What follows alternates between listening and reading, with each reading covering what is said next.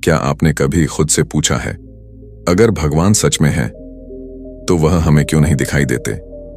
हम मंदिर जाते हैं, प्रार्थना करते हैं, लेकिन हमारी आंखों के सामने वह कहीं नहीं होते। क्या वह मौजूद नहीं है, या फिर हम उसे पहचानने में ही असफल हैं? सोचिए, क्या अगर भगवान हमारे आसपास हर जगह हैं, तो क्या यह मतलब है कि हम उन्हें देखना ही भूल गए हैं? आज मैं आपको बुद्ध की उस गहरी शिक्षा से रूबरू कराने वाला हूं, जिसने यह सवाल सदियों पहले भी लोगों के मन में उठाया था। एक सवाल जिसने साधुओं, ज्ञानियों और आम लोगों को परेशान किया। भगवान है तो दिखाई क्यों नहीं देता? बुद्ध ने जवाब दिया, लेकिन उनका जवाब इतना अद्भुत था कि हर कोई चौंक गया। गंगा के किनारे एक छोटा सा गांव बसा हुआ था। वहां पर हर शाम लोग इकट्ठे होकर धर्म चर्चा करते थे। कुछ लोग मंदिर जाते, कुछ पूजा करते, कुछ मंत्र पढ़ते, लेकिन कई लोग ऐसे भी थे जिनके मन में एक सवाल बार बार उठता था, अगर भगवान है तो दिखाई क्यों नहीं देता? एक दिन गांव के लोग बुद्ध के पास पहुंचे। उनकी आंखों में जिज्ञासा थी, मन में बेचैनी थी। एक आदमी ने बुद्ध से कहा, भगवान की पूजा हम सालों से करते आ रहे हैं, पर हमें कभी दिखाई क्यों नहीं देते? क्या सच में भगवान है भी या नहीं? अगर हैं तो कहां हैं? क्यों हम उन्हें देख नहीं सकते? सभा में सन्नाटा छा गया। हर कोई बुद्ध के उत्तर की प्रतीक्षा कर रहा था। बुद्ध ने मुस्कुराते हुए उन सब की ओर देखा। उनकी आंखों में करुणा और गहराई थी। वे धीरे से बोले, तुम भगवान को देखना चाहते हो तो पहले यह समझो कि देखने के लिए केवल आंखें ही काफी नहीं होती। सभा में हलचल हुई। लोग एक दूसरे को देखने लगे। किसी ने पूछा, गुरुजी, आंखें ही क्यों काफी नहीं? हम तो इन्हीं आंखों से सब देखते हैं, आग, पानी, आकाश, सूरज, चांद, तो भगवान क्यों नहीं? बुद्ध ने उत्तर दिया, जो आंखें केवल पदार्थ देखती हैं वे सत्य नहीं देख सकती। जैसे अंधा आदमी सूरज के सामने खड़ा हो जाए तो क्या उसे सूरज दिखाई देगा? लोगों ने सिर हिलाया। नहीं। बुद्ध बोले, ठीक वैसे ही तुम सब आंखों से देखते हो, पर तुम्हारी दृष्टि भीतर से अंधी है। जब तक भीतर की आंखें नहीं खुलेंगी तुम भगवान को नहीं देख पाओगे। सभा में बैठे लोग हैरान थे। उनके मन में सवाल और गहरे हो गए। भीतर की आंखें, ये कैसी आंखें होती हैं? बुद्ध ने कहा, सुनो, मैं तुम्हें एक उदाहरण से समझाता हूं। सभा में बैठे लोग गहराई से बुद्ध की बात सुन रहे थे। हर चेहरे पर एक ही सवाल था, भगवान दिखाई क्यों नहीं देते? बुद्ध ने मुस्कुराते हुए पास रखी एक छोटी सी माला उठाई। उस माला पर फूल लगे हुए थे। उन्होंने उस फूल को हाथ में लेकर कहा, यह फूल तुम सबको दिखाई दे रहा है? लोग बोले, हां गुरुजी। फिर बुद्ध ने फूल को अपनी नाक के पास ले जाकर गहरी सांस ली और बोले, अब इसकी सुगंध को देखो। सभा चुप हो गई। लोग आपस में कानाफूसी करने लगे। सुगंध कैसे देख सकते हैं? वह तो केवल महसूस होती है। बुद्ध मुस्कुराए और बोले, यही तो बात है, फूल दिखता है पर उसकी सुगंध नहीं दिखती। लेकिन क्या यह सच नहीं कि सुगंध मौजूद है? सब लोग एक स्वर में बोले, हां गुरुजी, सुगंध तो है। बुद्ध ने कहा, तो फिर केवल दिखाई देना ही अस्तित्व का प्रमाण नहीं है। कई चीजें हैं जो दिखाई नहीं देती लेकिन हैं। जैसे हवा दिखाई नहीं देती पर हम सांस लेते हैं, आवाज दिखाई नहीं देती पर हम सुनते हैं, प्रेम दिखाई नहीं देता पर हम महसूस करते हैं। तो फिर भगवान क्यों दिखाई दें? भगवान को देखने की जगह उन्हें अनुभव किया जाता है, जैसे सुगंध, जैसे प्रेम। सभा में बैठे लोग अब थोड़े शांत हुए, पर एक व्यक्ति बोला, गुरुजी, हम अनुभव कैसे करें? अगर भगवान हर जगह हैं तो हमें क्यों नहीं महसूस होते? बुद्ध ने गहरी सांस ली और शांत स्वर में बोले, जिस मन में शोर है वहां अनुभव कैसे होगा? जिस हृदय में लालच, क्रोध और अहंकार है वहां भगवान कैसे प्रकट होंगे? भगवान की उपस्थिति महसूस करने के लिए मन को शांत करना होगा। जैसे स्थिर झील में आकाश साफ दिखाई देता है। लोग ध्यान से सुन रहे थे। अब बुद्ध ने सभा को और गहराई से समझाने के लिए एक और कहानी सुनाई। बुद्ध की कहानी, अंधा और सूरज। बुद्ध ने कहा, एक बार एक अंधा आदमी गांव में आया। लोग उससे बोले, देखो सूरज कितना सुंदर चमक रहा है। अंधा आदमी हंस पड़ा, तुम सब पागल हो, सूरज जैसा कुछ नहीं होता, अगर होता तो मुझे दिखाई देता। गांव वाले समझाते रहे, पर अंधे को विश्वास ही नहीं हुआ, क्योंकि उसका अनुभव केवल अंधकार था। उसे जो नहीं दिखता वही उसके लिए सच नहीं था। बुद्ध थोड़ी देर रुके और बोले, ठीक वैसे ही तुम लोग भी भगवान को नकारते हो, क्योंकि तुम्हारे भीतर की आंखें अभी अंधी हैं। लेकिन अगर अंधा आदमी अपनी आंखों की बीमारी ठीक कर ले तो क्या उसे सूरज दिखाई नहीं देगा? लोग बोले, हां गुरुजी, बिल्कुल दिखाई देगा। बुद्ध ने कहा, तो फिर भगवान को देखने के लिए भी तुम्हें अपने भीतर की अंधता मिटानी होगी। क्रोध, ईर्ष्या, लोभ, द्वेष और अज्ञान का अंधकार। जब यह अंधकार हटेगा तो भगवान को देखने की जरूरत ही नहीं होगी, क्योंकि तब तुम हर जगह भगवान को महसूस करोगे। सभा शांत थी।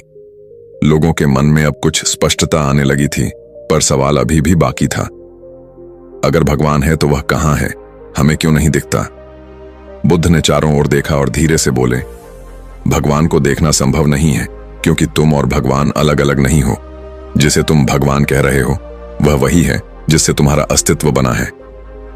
लोगों ने आश्चर्य से बुद्ध की ओर देखा। एक व्यक्ति बोला, गुरुजी, ये कैसे संभव है? हम अलग इंसान हैं, भगवान अलग सत्ता है। बुद्ध मुस्कुराए और बोले, सुनो, मैं तुम्हें एक उदाहरण देता हूं। समुद्र को देखो, उसमें असंख्य लहरें उठती और गिरती रहती हैं। हर लहर की अपनी आकृति होती है, कोई बड़ी, कोई छोटी, कोई कमजोर, कोई प्रचंड। अगर कोई लहर यह सोचे कि मैं अलग हूं समुद्र से, तो क्या यह सत्य होगा? लोग बोले, नहीं गुरुजी, लहर और समुद्र अलग नहीं हो सकते। बुद्ध ने कहा, बिल्कुल, लहर की अपनी पहचान होती है, पर उसका अस्तित्व समुद्र से ही है। उसी तरह हम सब लहरों की तरह हैं और भगवान उस असीम महासागर की तरह है। हम उसे देख नहीं सकते क्योंकि हम उसी के भीतर हैं।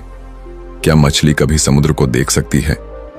नहीं, क्योंकि वह समुद्र के बाहर नहीं जा सकती। वह खुद समुद्र का हिस्सा है। ठीक वैसे ही तुम भगवान को बाहर से नहीं देख सकते, क्योंकि तुम उसी का हिस्सा हो, उसी में जीते हो, उसी से बने हो। सभा में गहरी चुप्पी छा गई। लोगों की आंखें फैल गईं। उनके लिए यह विचार बिल्कुल नया था। बुद्ध आगे बोले, जब लहर खुद को समुद्र मान लेती है तो उसका भय मिट जाता है।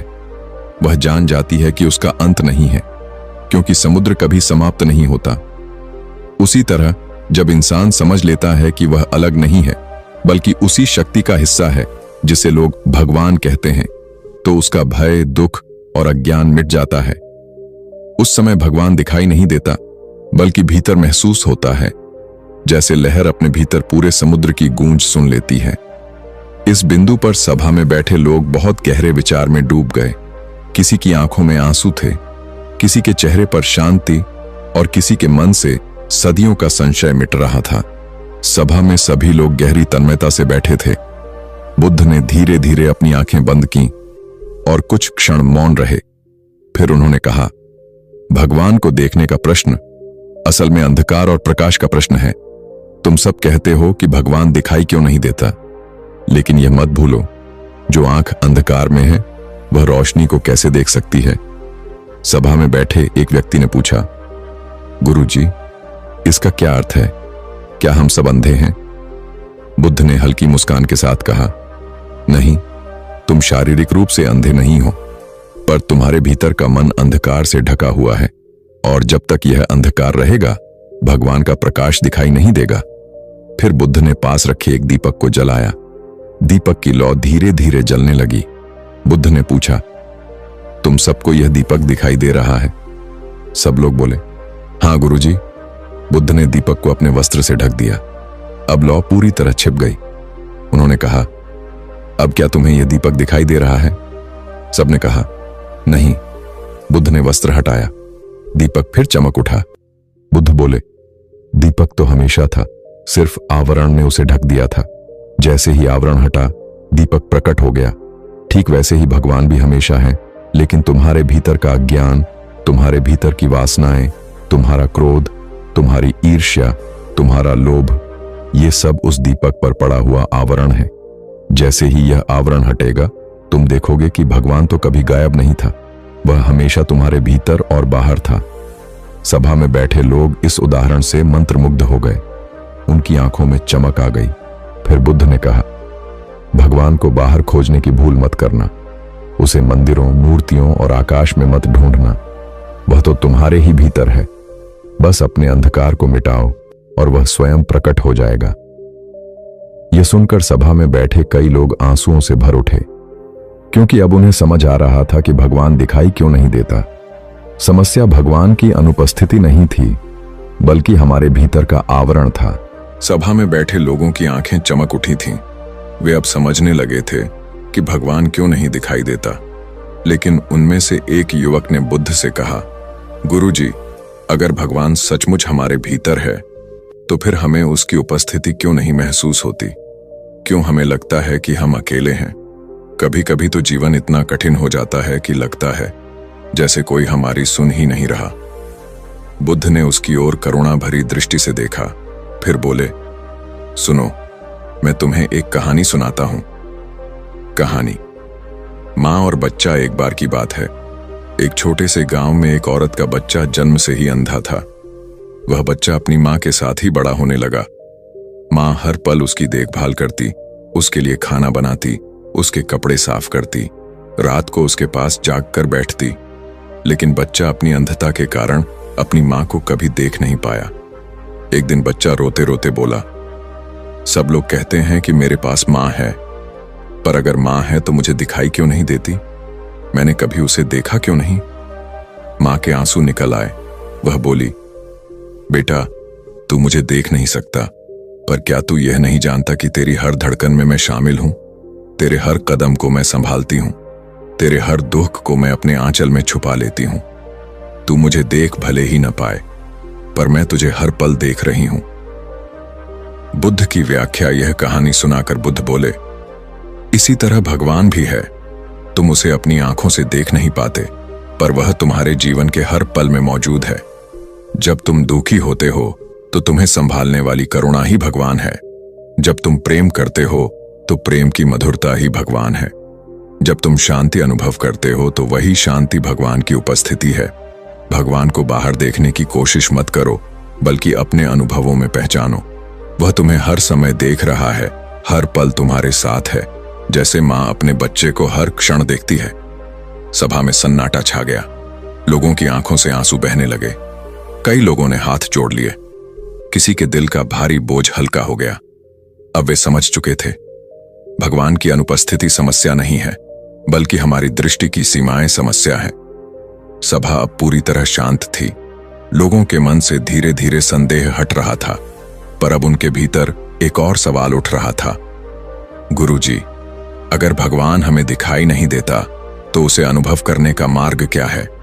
हम कैसे उस सत्य को पहचान सकते हैं? बुद्ध ने अपनी करुणामयी दृष्टि से सबकी ओर देखा और बोले, सत्य को पहचानने का केवल एक ही मार्ग है, भीतर जाना। ध्यान और आत्म जागरण ही भगवान को अनुभव करने का उपाय है। लोग उत्सुक होकर आगे झुके।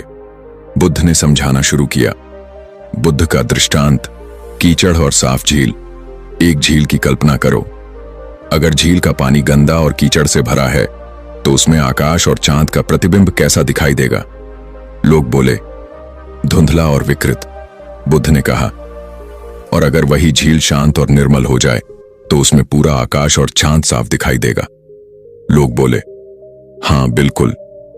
बुद्ध ने कहा, तुम्हारा मन भी उसी झील की तरह है। जब उसमें लोभ, क्रोध, ईर्ष्या और इच्छाओं का कीचड़ है तो भगवान का प्रकाश उसमें प्रतिबिंबित नहीं होता। लेकिन जब ध्यान से मन शांत हो जाता है तो वही मन भगवान का सच्चा दर्पण बन जाता है। ध्यान का महत्व। बुद्ध बोले, भगवान को बाहर ढूंढना व्यर्थ है। उसे मूर्तियों या आकाश में मत तलाशो, उसके लिए अपने भीतर झांको। ध्यान तुम्हें वही भीतर की आंख देता है जिससे तुम वह देख पाते हो जो साधारण आंखों से नहीं दिखता। ध्यान कोई साधारण क्रिया नहीं है, यह भीतर के शोर को शांत करने की प्रक्रिया है। और जब भीतर का शोर समाप्त हो जाता है तो वही मौन तुम्हें भगवान का अनुभव कराता है। आत्म जागरण। बुद्ध ने आगे कहा, याद रखो, भगवान कोई व्यक्ति या सत्ता नहीं है, बल्कि तुम्हारी ही चेतना का गहराई से अनुभव है। जब तुम आत्म जागरण प्राप्त करते हो तो तुम्हें पता चलता है कि तुम और भगवान अलग नहीं हो। तुम वही ऊर्जा हो, वही सत्य हो, वही अस्तित्व हो। और यही मोक्ष है जब खोज समाप्त हो जाती है, क्योंकि खोजने वाला और जिसे खोजा जा रहा है दोनों एक ही निकलते हैं। सभा में बैठे लोग जैसे स्तब्ध रह गए। उनके दिलों में शांति उतर रही थी। किसी ने आंखें बंद कर लीं और भीतर झांकने लगा, मानो बुद्ध के शब्दों ने उन्हें ध्यान की ओर धकेल दिया हो। सभा में अब एक अद्भुत शांति थी। लोगों की आंखें बंद थीं। कई लोग भीतर झांकने की कोशिश कर रहे थे। बुद्ध ने धीरे से कहा, तुम सब पूछते हो कि भगवान दिखाई क्यों नहीं देता, लेकिन यह प्रश्न ही अधूरा है। भगवान दिखाई देने वाली वस्तु नहीं है। उसे देखने की कोशिश करना ऐसा ही है जैसे कोई इंसान प्रेम को देखना चाहे। क्या प्रेम आंखों से दिखता है? नहीं। प्रेम महसूस होता है, स्पर्श से, भाव से, अनुभव से। ठीक वैसे ही भगवान भी आंखों से नहीं दिखता, वह हृदय से महसूस होता है। दृष्टांत, संगीत और वाद्य यंत्र। बुद्ध ने आगे कहा, एक वीणा को देखो, उसमें तार हैं, लकड़ी है, आकार है, लेकिन जब तक कोई उसे बजाता नहीं तब तक संगीत नहीं निकलता। क्या संगीत दिखाई देता है? नहीं। लेकिन जब तुम सुनते हो तो संगीत तुम्हें भीतर तक छू जाता है।